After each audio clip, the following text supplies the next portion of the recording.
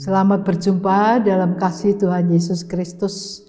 Mari saudara-saudara kita kembali bersama-sama belajar firman Tuhan yang akan saya bacakan dari surat Timotius. 1 Timotius 4 ayat 8 dan 9 yang berbunyi demikian.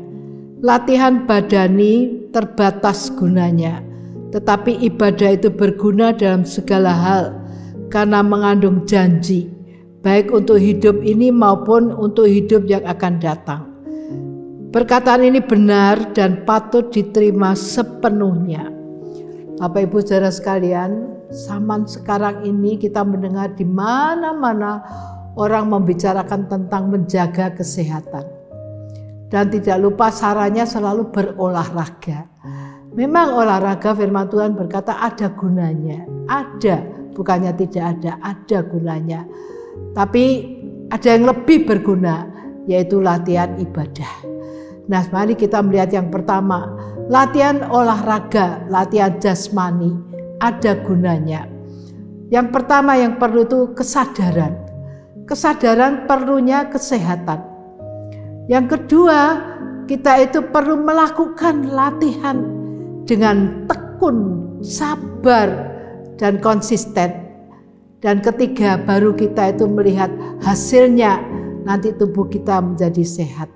Puji Tuhan kalau itu kita lakukan, bisa nyata dalam hidup kita, kita menjadi orang yang mempunyai badan yang sehat.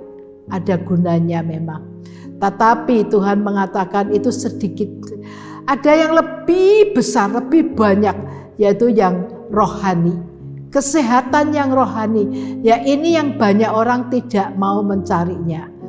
Banyak hal yang sudah menyadarkan, firman Tuhan menyadarkan untuk kita itu jaga hati, pikiran, jiwa, roh kita untuk sehat secara rohani di hadapan Tuhan. Karena itu nanti menentukan masa depan kehidupan kekal. Nah, sebab itu Tuhan memberi perbandingan yang sementara itu ada gunanya, tapi yang akan datang itu gunanya banyak sekali. Nah, sebab itu untuk yang akan datang ini, mari kita pertama sadar.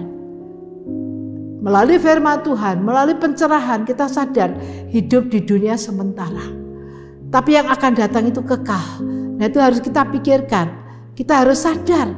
Jangan kita kehilangan yang kekal itu, kehilangan yang baik. Harus sekarang sadar. Nah, dengan kesadaran ini kita mulai melangkah sesuatu yang baik. Latihan rohani. Seperti tadi saya katakan, latihan jasmani itu harus melangkah juga dengan melakukan olahraga. Nah, sekarang latihan rohani juga kita harus melangkah, yaitu dengan ibadah. Harus ada ibadah, hubungan kita dengan Tuhan.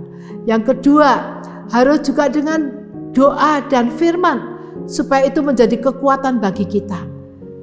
Ketiga, kita itu harus beriman, yakin firman Tuhan, janji Tuhan, ya dan amin. Apa yang Tuhan janjikan untuk kekekalan itu pasti terjadi. Jadi mari kita jangan meremehkan janji Tuhan.